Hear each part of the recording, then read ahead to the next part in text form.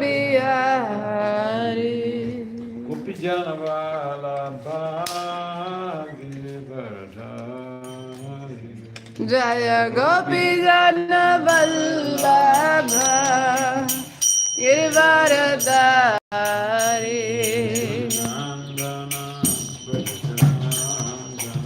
Yashodanandana Brajajana Ranjana. Yashodanandana Brajajana Ranjana. Yashodanandana Brajajana Ranjana. Yashodanandana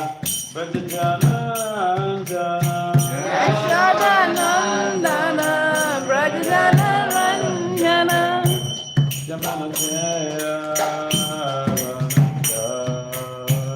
Yamuna Tira Bonachari.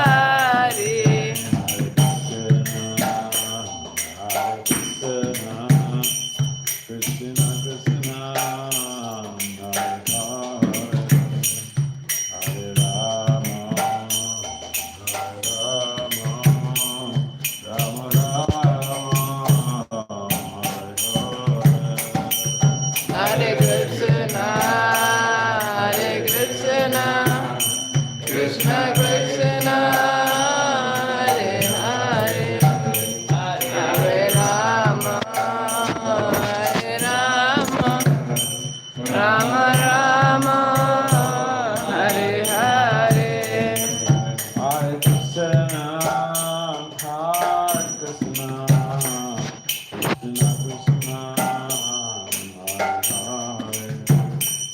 Hare Rama Hare Rama Rama Rama Hare Krishna, Hare Krishna, Krishna Krishna, Hare Hare, Hare Rama, Hare Rama, Rama Rama, Hare Hare.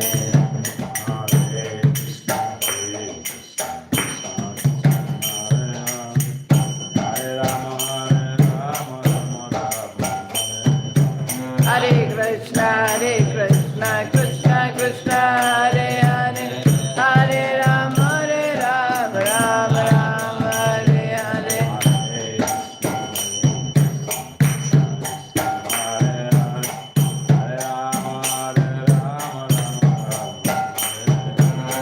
Hare Krishna, Krishna Krishna, Hare Hare, Hare Rama, Rama Rama, Hare Hare.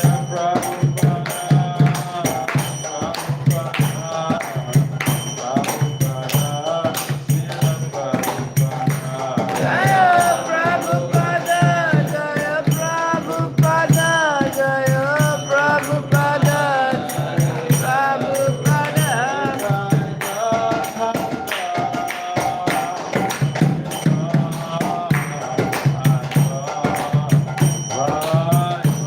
Nitai Gaura Hari Bol, Hari Bol, Hari Bol, Nitai Gaura Hari Bol.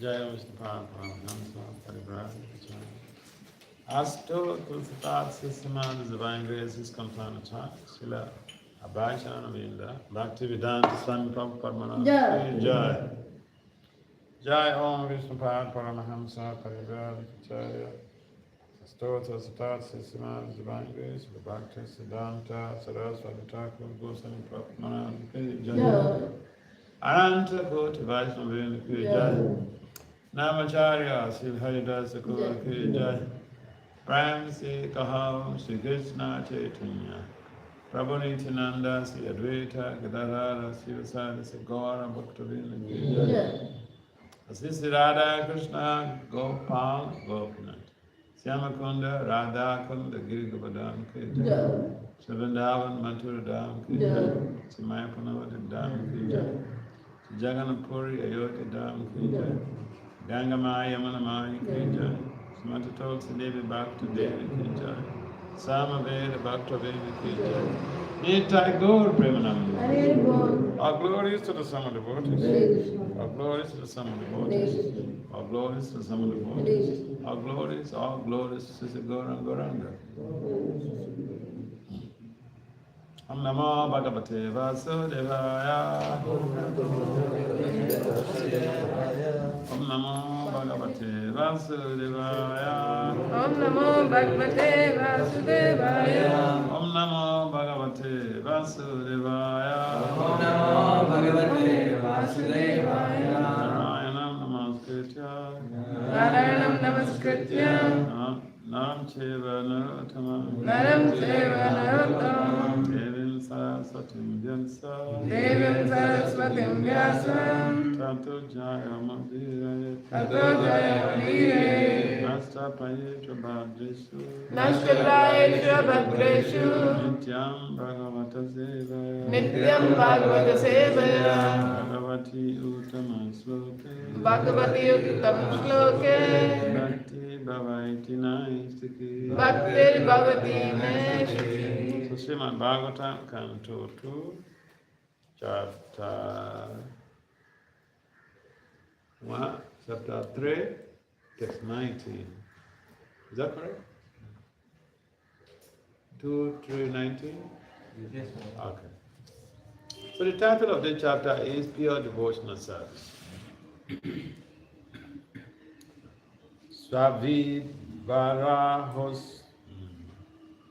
Svavidvara hosta kare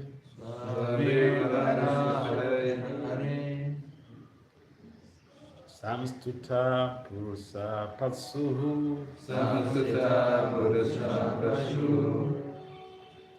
nayakana patho peto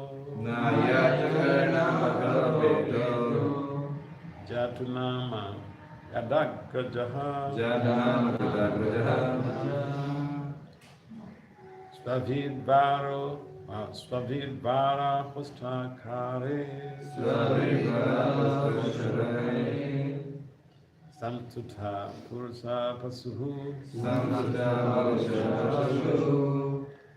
Nayakana Pato Peto Jatunama Gadagrajaha Svavidvara Hustakare Samtuta Purusa Pasu Nayakana Pato Peto Jatunama Gadagrajaha. Did someone try?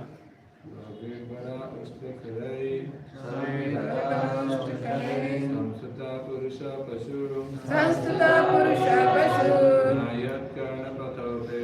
Nayat Karna Pato Peto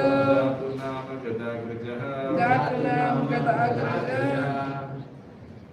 Anyone else?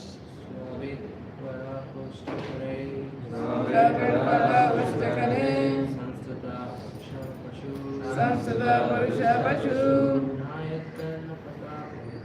Nayat Karna Pato Peto Jatunam Gadagrajaha. Mataji. Shvavirvara Ushtra Kharei Sanstuta Purusha Pashu Nayat Karna Pato Peto Jatunam Gadagrajaha. So, word for word translation and translation and purport by His Divine Grace, His Companion Child, Srila A.C. Bhakti Vedanta Swami Prabhupada Maharaj ki jai. Srila Prabhupada ki jai. Srila Prabhupada ki jai. Swa, a dog. A dog. Varaha, Vidvaraha. the village hog who eats stew. The village hog that eats stew. Ustra, Ushtra. the camel. The cow. Kare, Kare. and by the asses. And by the asses. Samstutuha, Sanskutaha, Samstutaha, Sanskutaha, perfectly praised. perfectly praised. Guru Saha, Krishna, a person. First, Pasuhi, I should be animal. animal. Na, No, never. never. Yet, Yet. of him. Of him. Karna, Karna, ear. ear. Pata, Pata, pat. pat. Upetaha, Upetaha, reached. reached. Jatu, Jatu, at any time. at any time. Nama, Nama, the holy name. the holy name. Gada, Gajaha, Gadagrajaha, Lord Krishna, the deliverer from all evils. Lord Krishna, the deliverer from all ills. Translation: Men who are like dogs, hogs, camels, and asses praise those men who never listen to the transcendental pastimes of Lord Sri Krishna, the deliverer from evils. Please kindly respond and repeat. Men who are like dogs, hogs, camels, and asses. Men who are like dogs, hogs, camels, and asses. Praise those men who never listen to the transcendental pastimes of Lord Sri Krishna. Praise those men who never listen to the transcendental pastimes of Lord Sri Krishna, The deliverer from evils. the deliverer from ills. Purport.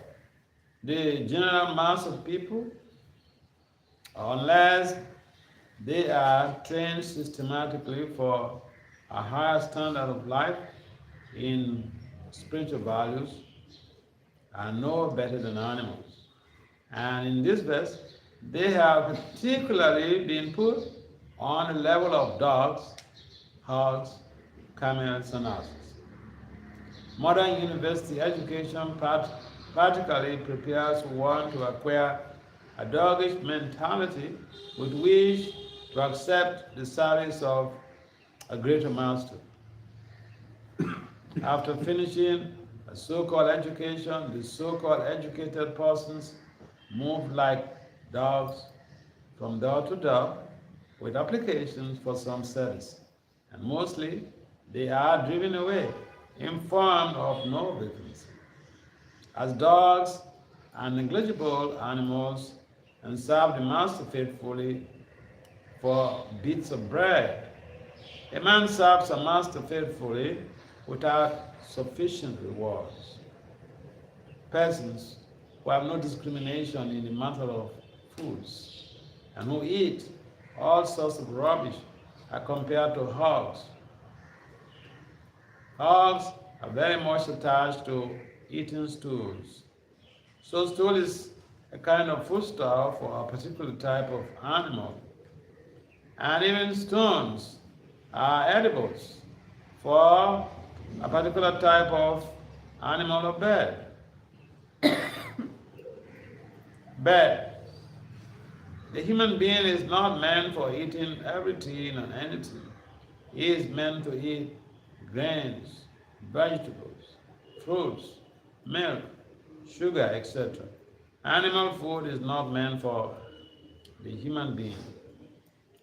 For chewing solid food, the human being has a particular type of teeth meant for cutting fruits and vegetables. The human being is endowed with two canine teeth and a concession for persons who will eat animal food, at any cost. It is known to everyone that one man's food is another man's poison. Human beings are expected to accept the remnants of food offered to Lord Sri Krishna. And the Lord accepts foodstuff from the categories of leaves, flowers, fruits, etc. Bhagavad Gita 9, text 26. As prescribed by various scriptures, no animal food is offered to the Lord. Therefore, a human being is meant to eat a particular type of food. He should not imitate the animals to derive so-called vitamin values. Therefore, a person who has no discrimination in regard to eating is compared to a hog. But this is long stuff.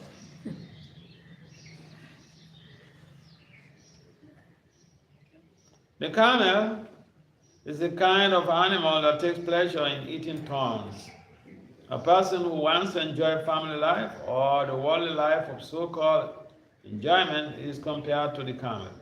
Materialistic life is full of thorns, and so one should live only by the prescribed method of Vedic regulations, just to make the best use of a bad bargain. Life in the material world is maintained by sucking one's own blood. The center point of attraction for material enjoyment is sex life. To enjoy sex life is to suck one's own blood, and there is not much more to be explained in this connection. The camel also sucks its own blood while chewing thorny twigs.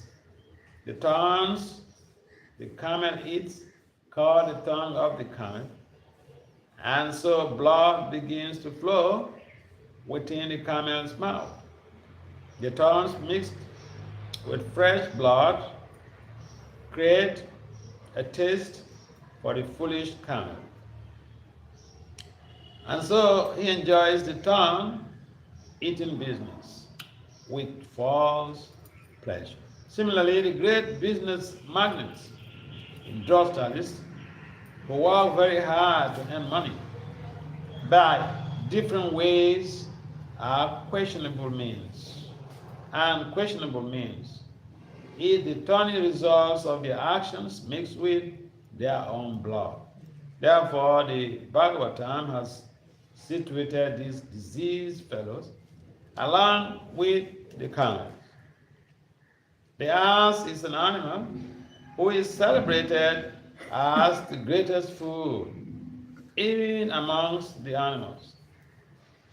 The ass works very hard and carries burdens of the maximum weight without making profit for itself. The ass is generally engaged by the washerman, whose social position is not very respectable. And the special qualification of the ass is that it is very much accustomed to being kicked by the opposite sex. When the ass begs for sexual intercourse, he is kicked by the fair sex. Yet he still follows the female for such sexual pleasure. A henpecked man is compared, therefore, to the ass. The general mass of people work very hard, especially in the age of Kali. In this age, the human being is actually engaged in the work of an ass, carrying heavy burdens and driving trailer and rickshaws. The so-called advancement of human civilization has engaged a human being in the work of an ass. The laborers in great factories and workshops are also engaged in such burdensome work. And after working hard during the day, the poor laborer has to be again kicked by the fair sex, not only for sex enjoyment, but also for so many household affairs. So Srimad Bhagavatam's categorization of the common man without any spiritual enlightenment into the society of dogs, hogs, camels, and asses is not at all exaggeration. The leaders of such ignorant masses of people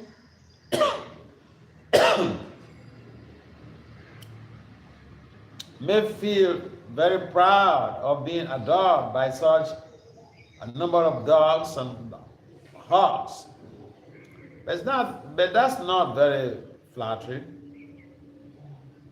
The Bhagavatam openly declares that although a person may be a great leader of such dogs and hogs disguised as men, if he has no taste for being enlightened in the science of Krishna, such a leader is also an animal and nothing more. He may be designated as a powerful, strong animal or a big animal, but in the estimation of the Srimad Bhagavatam, he is never given a place in the category of man on account of his atheistic temperament. Or, in other words, such godless leaders of dogs and hog-like men are bigger animals with the qualities of animals in greater proportion.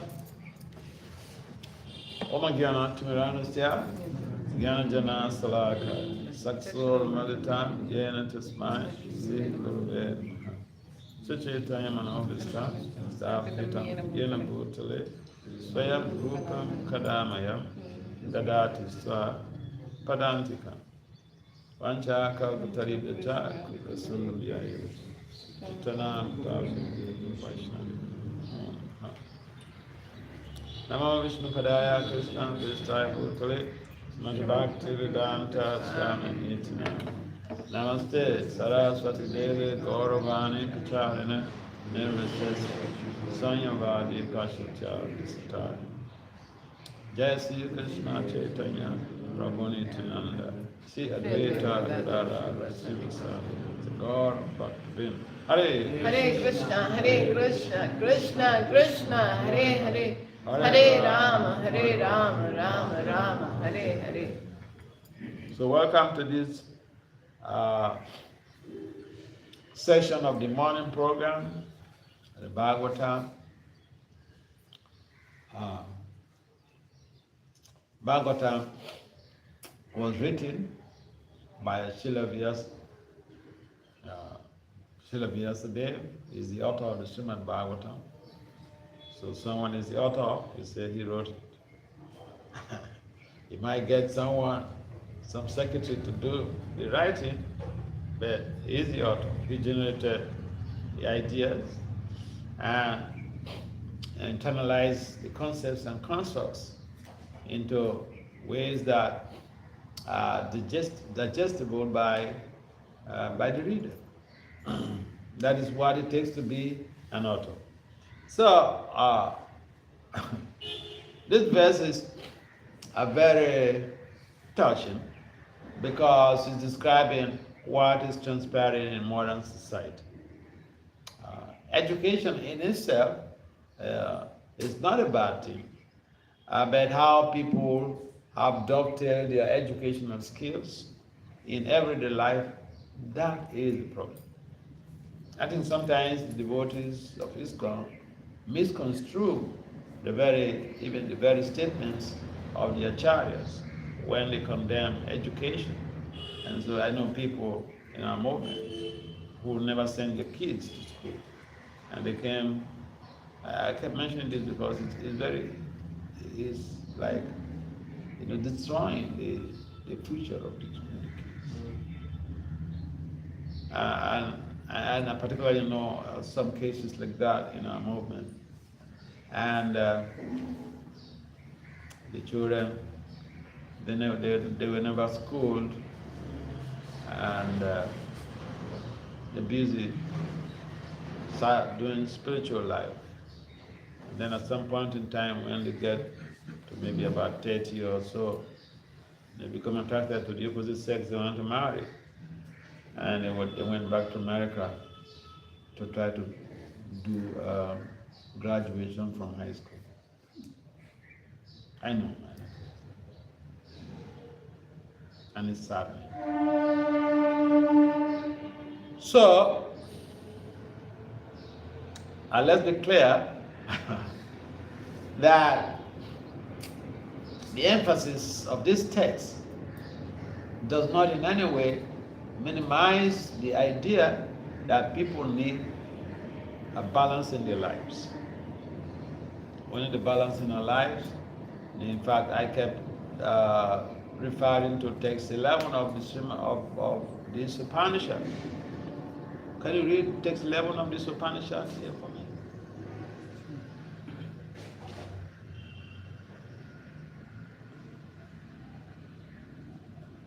Text 11 of this Upanishad basically sums up the idea that we should have a balance in our lives. We should cultivate science and nations. It means we should cultivate devotional practices and professional development side by side. It's there in your books. It's right there in your books. So if someone does not read the books and they choose not to train their kids, and then, I don't know what you're talking about. I remember one time in America, I was in Gittinagri and one of my friends, actually, I know this devotee from his father. His father was a professor, had a PhD in chemistry or something. His father is late. And he had like, how many kids? Maybe about 4 or 5 kids.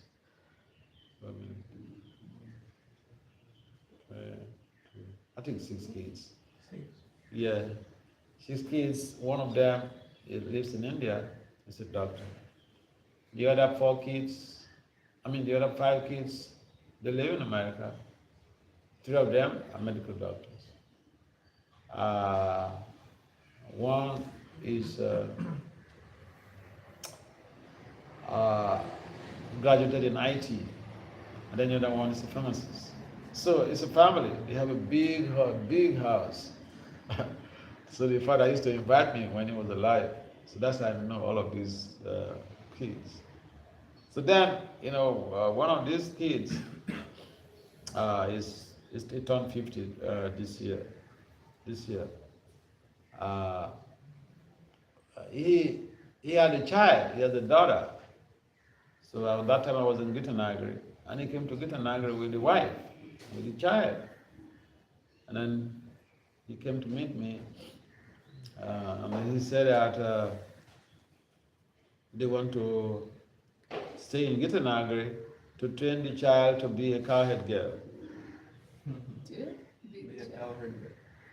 To be a cowhead girl. I said, wow, it's a very good idea. And you want to make this girl a cowhead girl. It means that you don't want to school her. You want to keep her in Gittinagri to be tending to cows. And from this tender age, this is your plan. And you, as I turned to him and said, you went to school. Your wife went to school. You all get good jobs.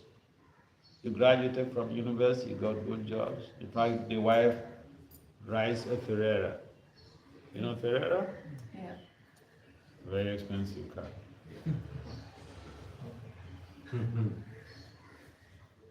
I said, so you come from a family where all of your brothers, except for one of them, are medical doctors.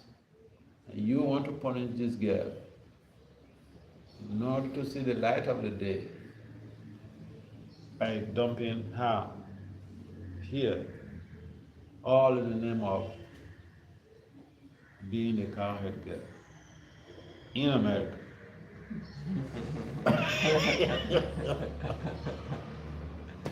So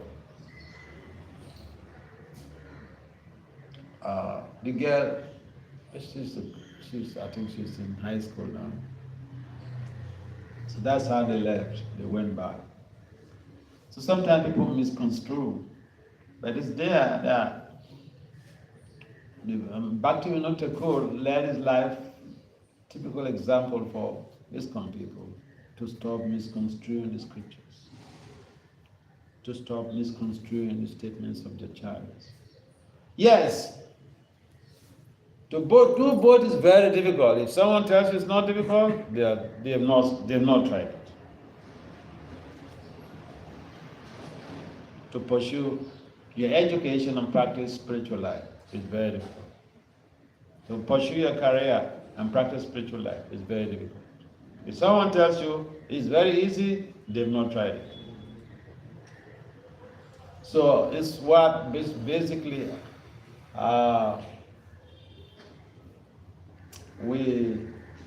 when you have to do this type of balancing, it's more or less integration. How many of you studied calculus? It's almost everybody, yeah. Calculus is very difficult. And the foundation of calculus is integration. And integration can be so abstract sometimes that even the calculus students, they walk out of the class. Because it goes overboard, overhead. It becomes very abstract. So when you have to, following the instruction of text 11 is integration. And it's not going to be easy. And so that's why some people, they shy away. Like some of the abstract calculus students, they leave the class when it comes to integration.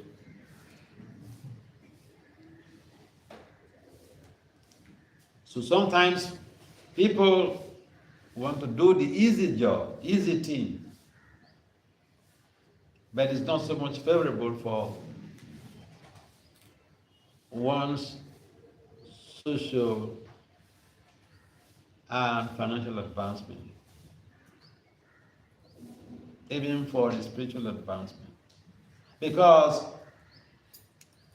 the reason why Vasudeva mentioned in text 11 is that he said, in this way, it becomes easy to attain perfection. Then you have a taste of both sides. Nobody can come and convince you about anything. You didn't go to school, you'll be thinking, oh, I'm missing so much. You don't do the devotional service early enough, then you say, oh, how I wish I met the devotees when I was young. And we see people like that. So, this text is very direct to the point that people are living like cats. Like dogs, hogs, camels, and asses. The hog, for instance, has no discrimination in pattern of their eating. Some people are like that. They don't discriminate. Even if the doctor, their medical doctors tell them, don't eat this, you have diabetes. No, they won't follow. I know people like that.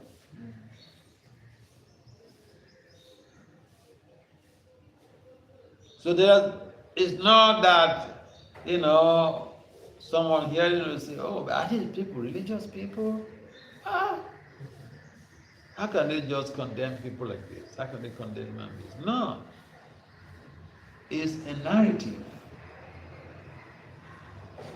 It's not a condemnation, it's a narrative. It's giving you what is going on. Sometimes the truth can be bitter. You have a friend, you do something wrong, you want them to cover you, right? But a real friend will tell you the truth. I remember when I was young, my friends never liked me.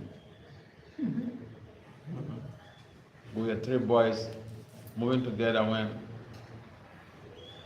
we were in high school. Primary school. But then when they do something, when any of them does anything that is not really good, I'll be open and tell them that no, I don't align with this. They say, but you're our friend. I said, you're my friend, so what? So we like to be patted on the back if even we do the wrong thing. But the Bhagavatam is not like that. Therefore, people who are not interested in hearing about Krishna consciousness, hearing about the message of God. In fact, in the Bhagavatam itself, in the 10th canto, chapter 1, text 4, the description is given. Niyuditata Shai Opaji Amana Baba Sudat Stotra Mana Birama Ka Uttama Sloka Gunan Vatat Puma Virajita Vina Pasu. Same pasu is mentioned there.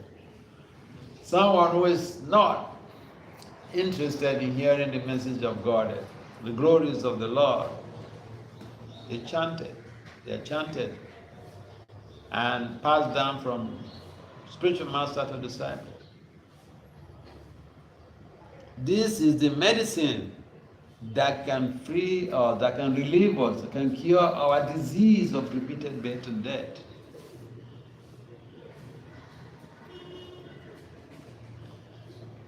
However, if someone is not interested in hearing this, taking this medicine, Baba Sutra, it's not taken through the mouth.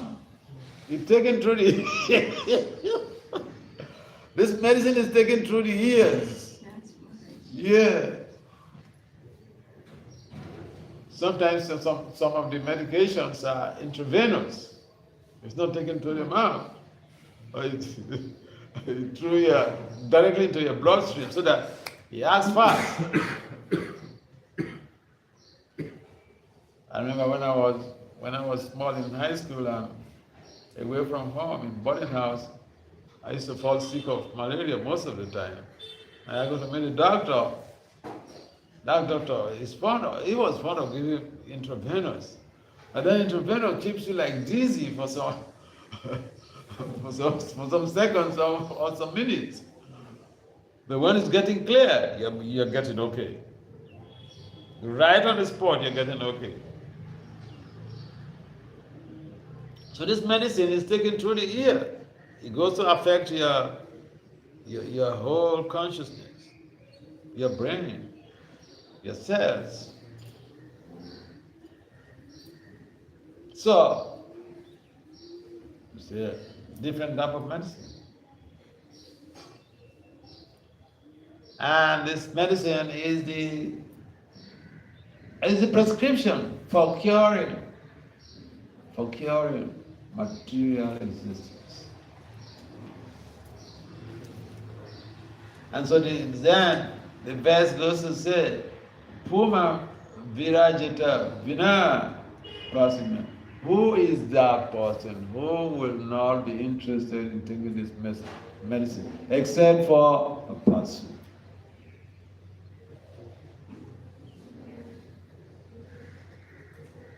So, we can see the degradation of human society. We feel very proud. I'm very busy. I don't have time for Krishna. I don't have time for God. Just see. Just people, they fall into this category. And I one of these categories of hogs, dogs.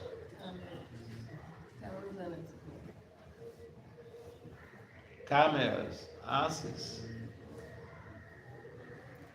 The description is given very explicitly in the purport by Prabhupada.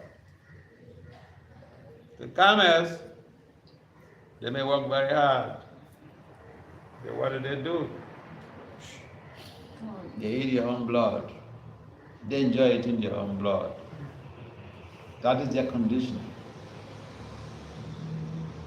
So, if the human being works so hard to develop financial resources, but does not take this medicine, there's no interest in Krishna consciousness, in hearing the message of Krishna, in hearing the message of Uttama Sloka, the Lord who is glorified with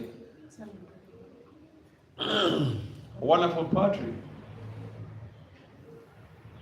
Then, unfortunately, it's just a human being, it's an animal on two legs. That's all.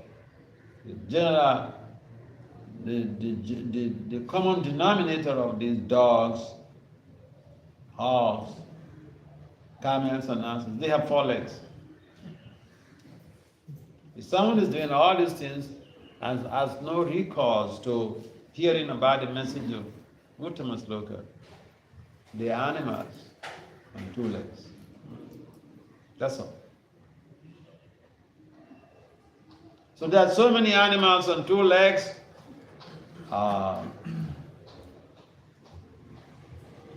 Praising other animals on 2 legs.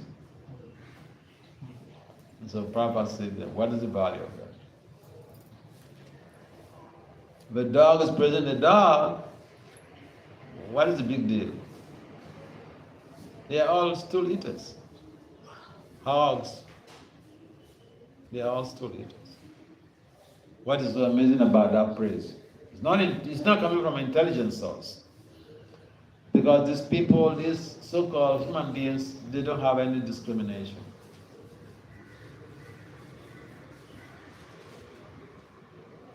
The lives are just centered on sense gratification only. There's nothing wrong with sense gratification. We are also sense gratifiers, but we take the prasadam that is offered to Krishna, food that is offered to Krishna. And so that's gratification of the senses. It helps in purifying the senses. Even the vegetarian foods, if they are not offered to Krishna, it becomes something else. We incur some sinful reactions. Prabhupada sometimes say we are not vegetarians, we are Krishnatarians. So, important point here, the emphasis of this text is hearing the message of Uttama Sloka, hearing the message of Krishna, chanting and hearing. The message of Krishna. This city is so big, very old city. And how many people come to a Krishna temple or Vishnu temple to hear the message, the glorifications of the Lord? No. I prefer to go to other places to chit-chat, and take some bathing. Is it called bathing? Yeah. So we have to understand that people are in a pitiable situation. Some people might be interested in Krishna consciousness, but their conditionings are not facilitating their participation in Krishna consciousness. So we should feel bad for people because there's a lot of suffering because of lack of Krishna consciousness. People are suffering out there because their lives are devoid of Krishna consciousness. And therefore Prabhupada set up this movement as a missionary movement. Missionary movement means that we are helping others to come to Krishna. And we have to figure out different ways to do that. In this temple, most of you are scholarly, and so it's a matter of utilizing your scholarly skills in trying to salvage the world, trying to liberate society, trying to use your intelligent propositions in bringing people to Krishna consciousness, proving that Krishna consciousness is not just another dogmatic system, it's a science. If a Prabhupada says that Krishna consciousness is a science, and yes, it's a science. You know that Krishna consciousness is a science? Yes. Yeah. So, in fact, if I Lord Chaitanya, who founded this movement, they founded it on the basis of science. You know that? Yeah. How? Synergic effect. Huh? Synergic effect. What? Synergic effect. Combination, I think, is energy. You get told Seriously. Oh yeah. So we are blessed. We are blessed, devotees are blessed by the best. You have good education, and you have something also that people don't have.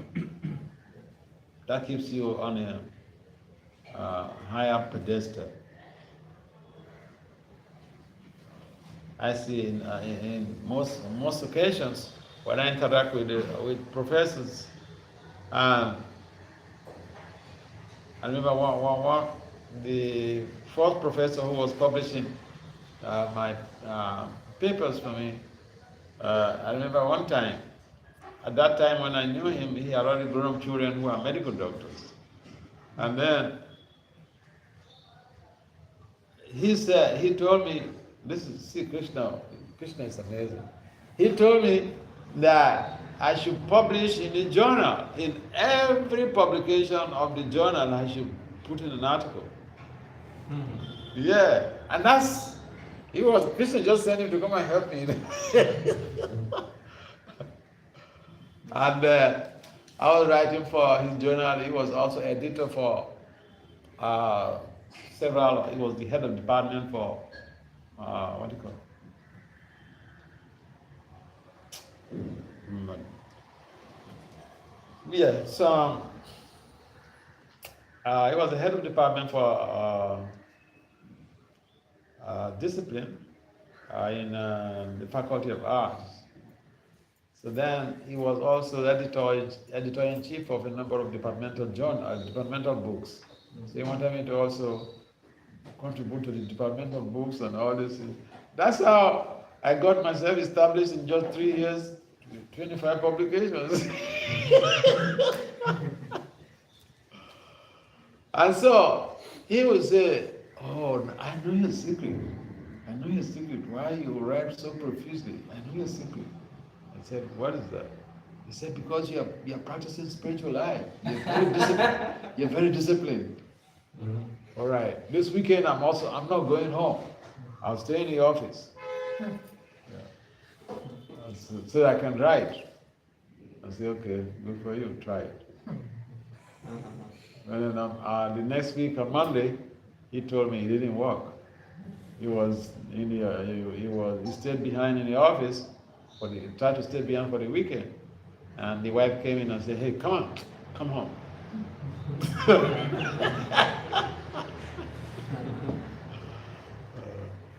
So, Krishna has given you both things, giving you high education. Some of you are already scientists, and some of you are on track of becoming scientists very, very soon. So Krishna has given you what you need to help. Why do you need to be able to help society in Krishna consciousness? Because when people hear an educated person speak to them, they feel obliged. If they hear someone who never went to school, they'll say, because he has nothing to do with his life. I don't want to be like you. I have a purpose in my life. Yeah, that's what people say. So you have a responsibility to be able to help in delivering Krishna to the general mass of people. They will hear you.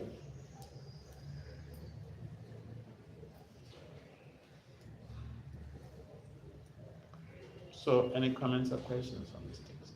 Yes. Hare Krishna, like, you were saying that the professional life is also service, like we do PhD. Huh? Professional life is also service. We can contribute to movement. Like sometimes devotees they say that only book distribution is I guess service, DD worship is I guess service.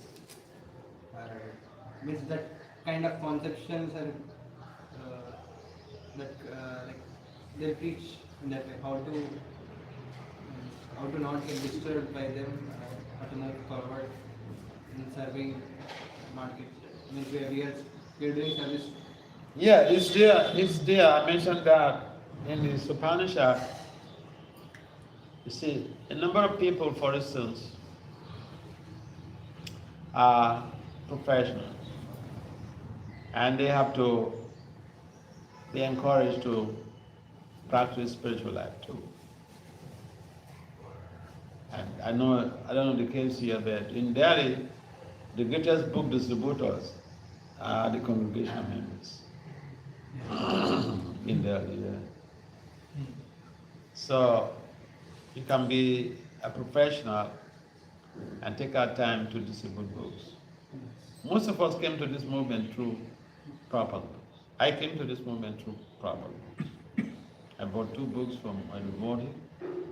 I read those books, and I traced the temple. That's how I became involved with Christian consciousness and bought proper books. So someone distributed those books. So yeah, book distribution is very important, because from that activity we are able to connect a number of people to Christian consciousness. And there should be a balance. Yeah.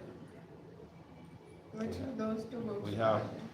We have the skills, we have the professional skills, we have to also cultivate devotional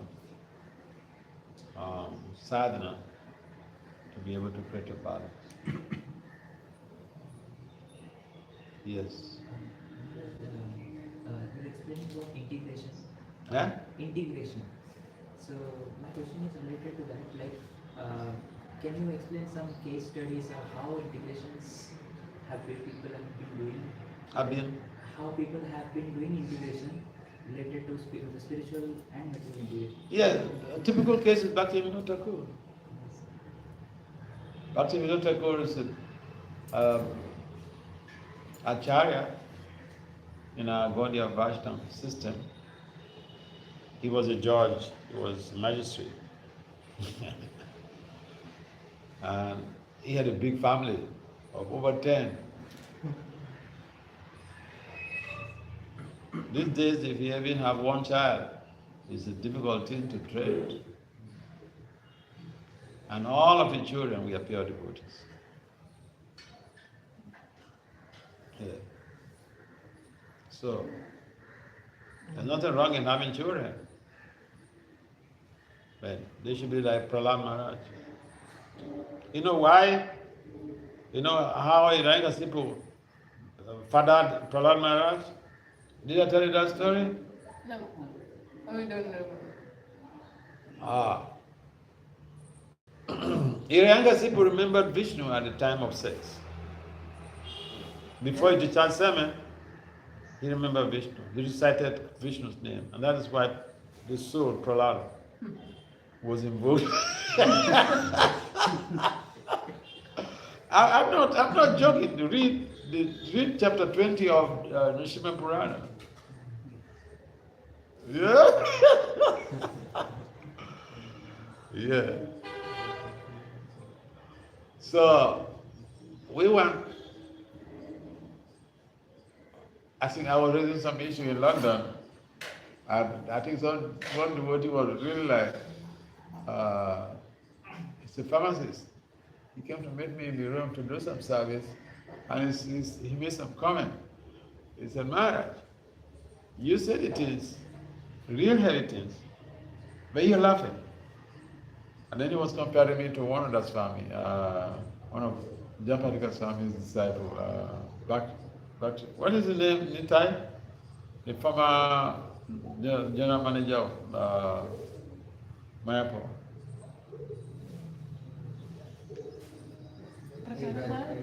But he's Sankarshan Nitai Prabhu earlier, and now he's Bhakti Parivraj.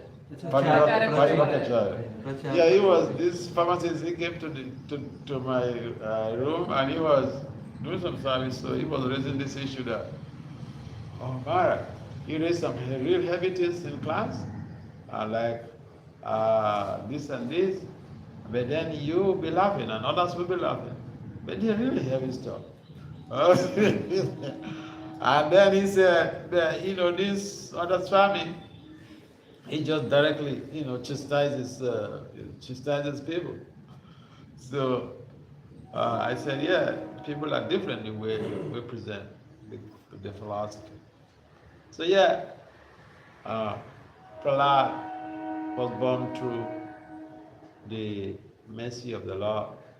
But in most cases, people don't really understand because that part of the story is not documented in the Bhagavatam.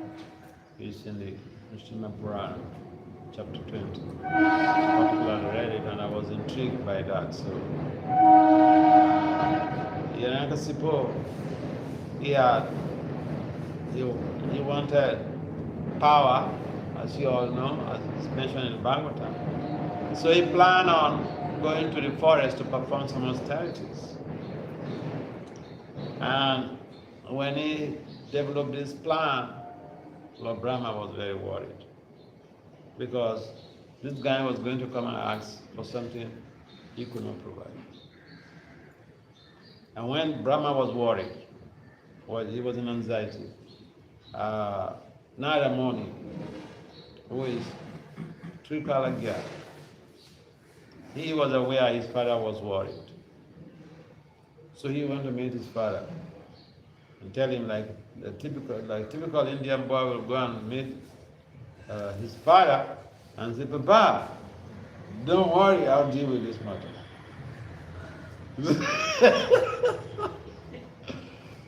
So Lord Brahma was placated by that, and he knows the power of his son.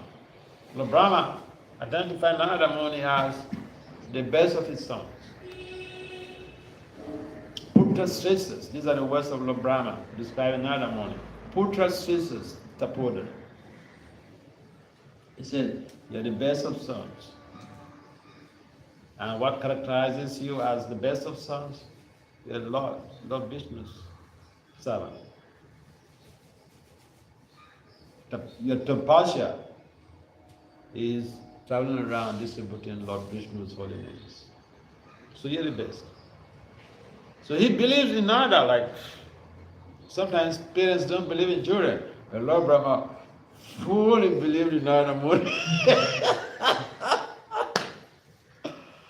And so when Narada came to tell him that he should not worry, he will deal with the matter. So he was comforted by that.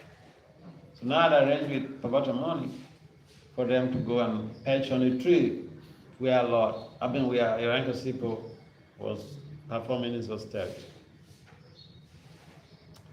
And then when Hiranyakasipu went, before he went to the forest, he had intimated his wife that he will be going away for a long time to the forest to perform austerities. So the wife had that understanding. You see, in those days, when a husband just plans on doing something, they tell their wife. Do you do that well?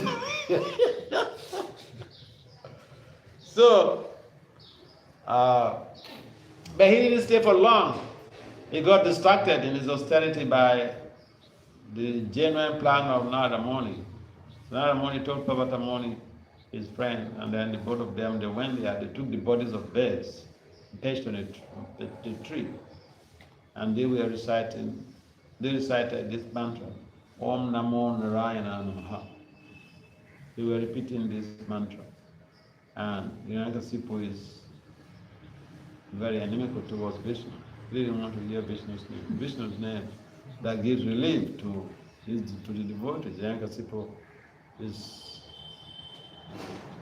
your enemy, no matter how best they may be, you don't see anything good in them, isn't it? Hiranyakasipu was like that towards Vishnu. So when he started hearing this mantra being chanted by these birds, the birds were actually Narada Muni and Parvata Muni, who assumed the forms of birds. That was the plan. So they succeeded. The United people became disenchanted in austerities, and then he left. He went back to his kingdom. And then one day they were having an affair, Rengasipu and the wife. So just before the discharge of semen, the wife asked that, my dear husband, you mentioned you'll be away for a long time. What happened you came back so quickly? And then he was narrating the incident. And then when he came to the mantra, he was reciting that these birds came and they were reciting this mantra, Om Namo Narayana Namaha, discharge semen. And that was how the soul of Prahlad was invoked. Remembering the power of the holy name, remembering Lord, even a demon, so-called demon. So this is the perfection of Govardhan Sanskar. I know one of my sparing disciples in London, and her husband, they had a child, like a baby girl, 2 years old, but the 2 years old girl acts as if she's 5 years. Husband and wife attended 50 rounds each before sex. And that was the result. In fact, the husband, who wasn't a devotee, they met him in the university when they were doing the master's. And then this guy was attracted to this girl and approached her for a relationship. The girl just told him, frankly, this is in the UK, not in such a yoga. Not in such a yoga. In the UK. A few years ago. The girl flatly told him, I don't do this. My body, yes, sex, I will have, only my husband. No boyfriend business. So the boys thought, what? On this planet? There is a girl like you? I'll wait for you. You are the one I'm going to marry.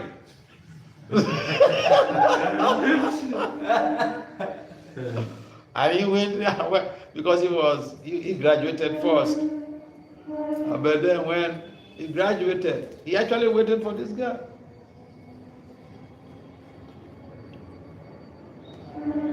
And then eventually they got married. Imagine somebody who is not a devotee and he has to chant 50 rounds before sex to produce the child. He did. I remember when they were in the process, one day he contacted me. He said, if someone is not able to chant the 50 rounds before the 5 o'clock, because they have to start at 12 o'clock, 12 o'clock, they start the chanting. If someone is not able to complete it, we should do continue with the next day. I said, no, it's not like that. You have to finish it before. If you're not able to finish today, then the next day you start from zero. Start from the beginning. So they did, but then the result is that the child they have is like a fire. 2 years old, she rings bell to do puja.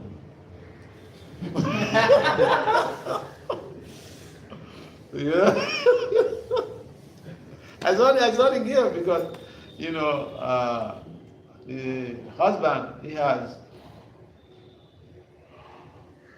what do you call it? Both husband and wife, they have the same degree, master's in osteopathic medicine. So he has a clinic. So then, when I went to Liverpool, he came there to the place where I was staying. Himself and the wife and this girl came. I was seeing the girl for the first time because, when she was heavily pregnant, it was the time I met them in Manchester. I went to Manchester from London, and then they came to meet me in Manchester. This was the result of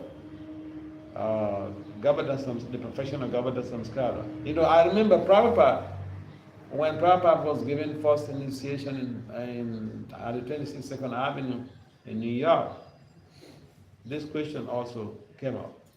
One of the devotees asked, because they were debating, devotees were debating with Prabhupada about how many rounds they will be able to chant, because Prabhupada earlier said, when they asked what is their commitment, they want to take initiation, but what is their commitment? What was their commitment?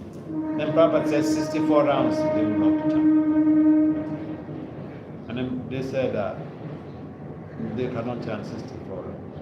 And Prabhupada said, all right, 32. They said no, they cannot chant 32. And he said 16 rock bottom minimum. And then someone raised this issue. I believe it's Brahmana, the late Brahmana. Raised this issue, but so a husband and wife, how many rounds should they chant before they have sex? And Baba said 50 rounds. And then somebody said, better to just give it up. Yeah, that is different. So, those of you are planning to marry, marriage is not. You can be married, but to be a grasta is very difficult. If you're a grasta, you go back home, back to God at this life, after the end of this.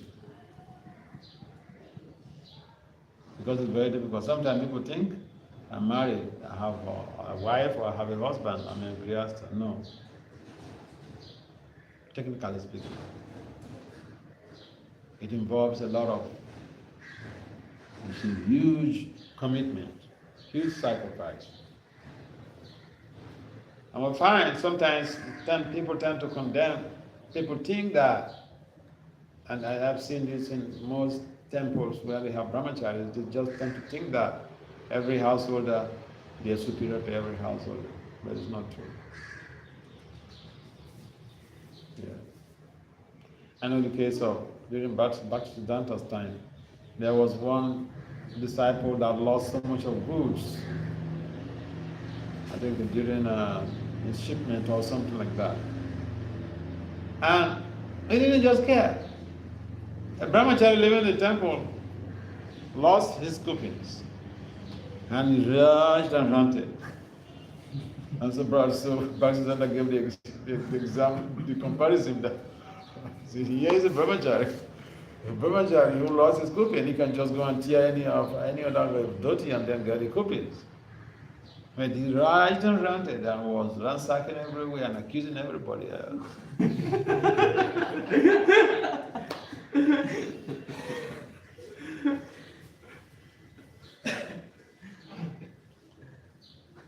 But then the householder who lost so much money, he didn't just care, he just thought, Krishna.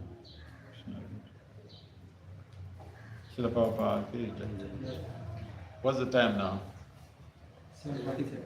Huh? 7:47. So it's beyond the time. Srila Prabhupada,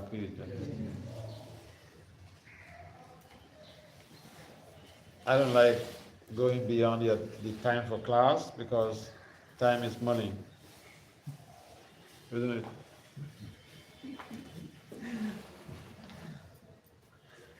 Thank you for coming to be part of this class. Jai. Lord Krishna. Happy Dwadasaki. Jai.